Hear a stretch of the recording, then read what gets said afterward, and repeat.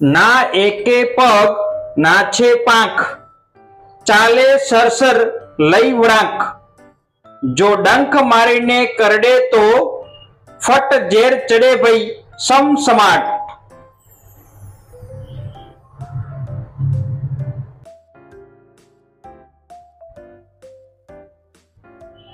એક નાનું જીવડું કરડે ખૂબ, ચટકા ભરી લોહી પીધું ખૂબ, જો ક્યારેક એ કરડી જાય તો તાવ માંદગી મેલીને જાય।